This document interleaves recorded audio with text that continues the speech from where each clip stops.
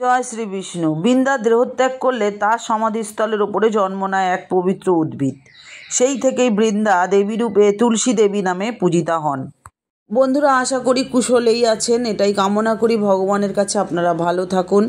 তো আজকে আপনারা বুঝতেই পাচ্ছেন ছবি দেখে, আজকে তুলসী গাছের ওপরে আমি ভিডিওটা বানাতে চলেছি।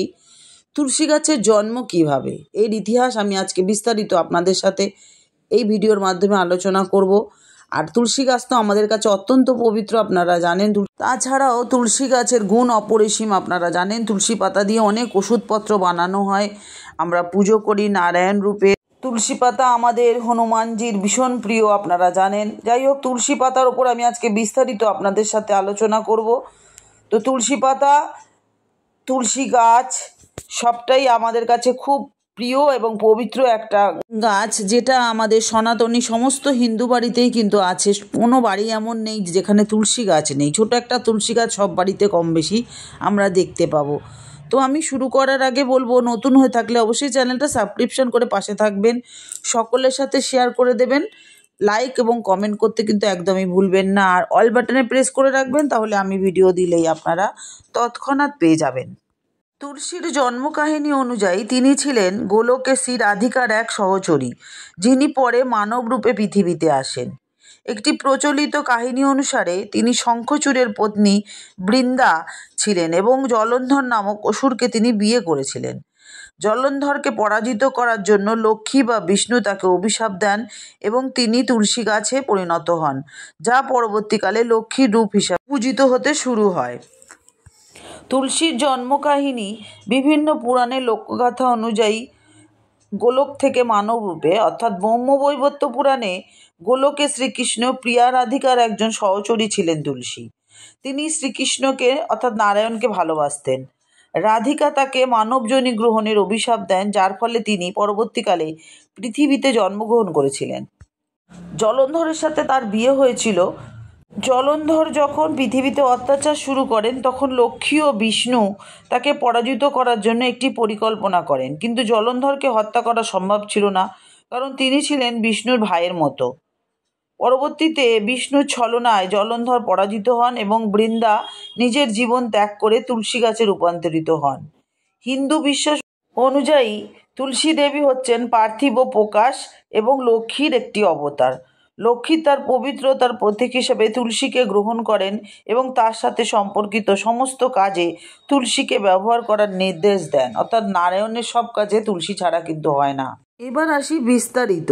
দেবী তুলসীর জন্ম। প্রাচীনকালে জলের দেবতা কালনিধি বা রাজা ধর্মধ্বজা ঘরে এক অপরূপা কন্যার জন্ম হয়েছিল। তার নাম ছিল বৃন্দা। তিনি ছিলেন অত্যন্ত তপস্বিনী ও শিব বিষ্ণুর পরম ভক্ত।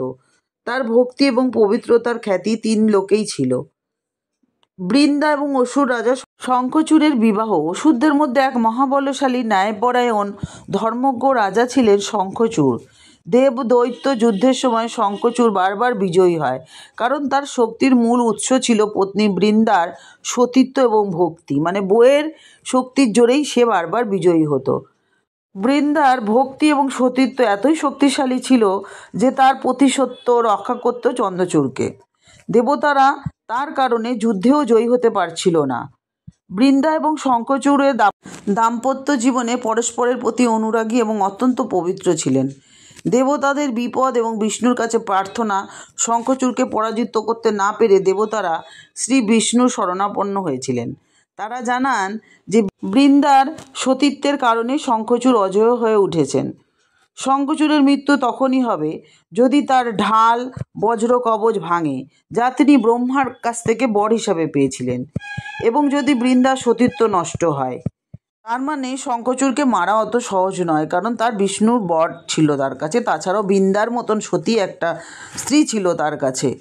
এবারে বৃন্দার সতীত্ব ভাঙার কৌশল।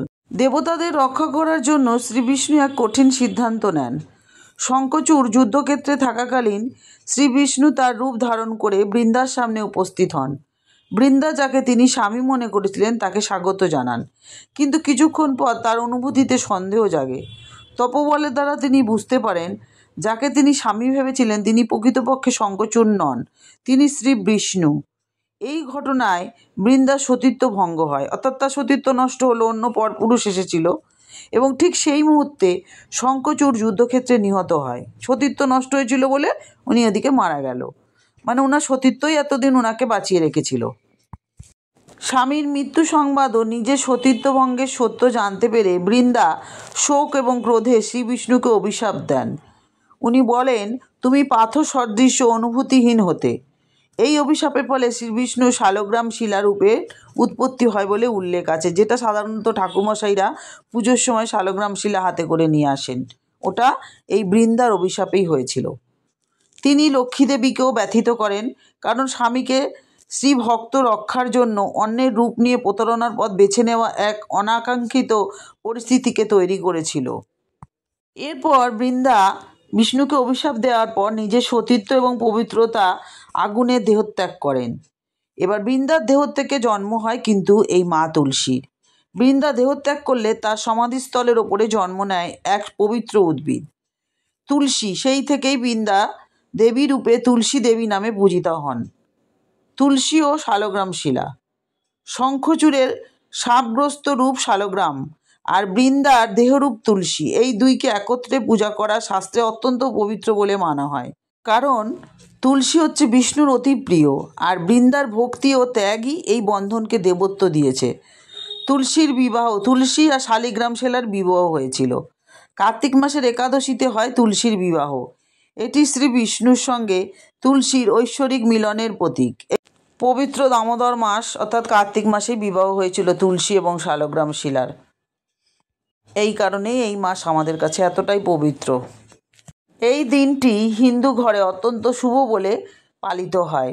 তুলসী পাতা শ্রী বিষ্ণুর সর্বাগ্যে প্রিয় নিবেদন, মানে দিতেই হয় আর কি বিষ্ণুকে। পবিত্রতা, ভক্তি, ত্যাগ, সতীত্ব এবং শুদ্ধতার প্রতীক হচ্ছে তুলসী পাতা। যেখানে তুলসী থাকে সেখানেই পরিবেশ শুদ্ধ এবং শান্ত বলে মনে করা হয়। তুলসী গাছকে দেবী রূপে প্রণাম করা হয়। দেবী তুলসী হলেন তপস্বিনী বৃন্দা দেবত্ব প্রাপ্ত রূপ। তার সতীত্ব, ভক্তি ও ত্যাগের জন্য তিনি তুলসী রূপে প্রতিষ্ঠিত হন এবং আজও সর্বাধিক পবিত্র উদ্ভিদ হিসাবে পূজিত আমাদের কাছে। এই তুলসী গাছকে কিন্তু আমরা সবাই কম বেশি হিন্দুরা পুজো করে থাকি। তো তুলসী গাছের একটা সুন্দর মন্ত্র আছে, প্রণাম মন্ত্র, যেটা আমি আপনাদের সাথে শেয়ার করে দিচ্ছি। ওটা আপনারা যখনই পুজো করবেন এই মন্ত্রটা কিন্তু অবশ্যই পাঠ করবেন। মন্ত্রটি হলো, ওম বৃন্দায়ে তুলসী দেব্যই প্রিয়ায়ে কেশবস্য চ বিষ্ণুভক্তি প্রদে দেবী সত্যেব তৈ নমো নমঃ। অর্থাৎ, হে বৃন্দা, হে তুলসী দেবী, যিনি কেশবের প্রিয় এবং বিষ্ণুভক্তি প্রদানে সক্ষম, হে সত্যবতী দেবী, আপনাকে বারংবার প্রণাম জানাই। এই মন্ত্রটি পাঠ করলে কিন্তু ব্যক্তির মনোবাসনা পূর্ণ হয় এবং জীবনের সকল দুঃখ কষ্ট দূর হয়ে যায় বলে কথিত আছে। তাহলে বন্ধুরা, আপনারা জানলেন যে তুলসী পাতার কিভাবে জন্ম হয়েছিল, তুলসী গাছ আমাদের কাছে কেন এত পবিত্র। আর তুলসী পাতার তো ভীষণ গুণ, ভেষজ গুণ, যেই দিয়ে ওষুধপত্র হয়। আয়ুর্বেদিক শাস্ত্রে অনেক ওষুধ কিন্তু তুলসী গাছ দিয়ে হয়। আপনারা জানেন যে তুলসী পাতার গুণ অপরিসীম। তো যাই হোক বন্ধুরা, ভিডিওটা যদি ভালো লাগে তাহলে সকলের সাথে শেয়ার করে সকলকে জানার সুযোগ করে দেবেন। আজকে বলবো, এতক্ষণ আমার সাথে থাকার জন্য আপনাদেরকে অসংখ্য ধন্যবাদ। সবাই সুস্থ থাকুন, ভালো থাকুন, আনন্দে থাকুন। শ্রী বিষ্ণু সকলের মঙ্গল করুন। জয় মা তুলসী মাতার জয় জয়। ওম বৃন্দায় সাহা, ওম সুভদ্রায় স্বাহা।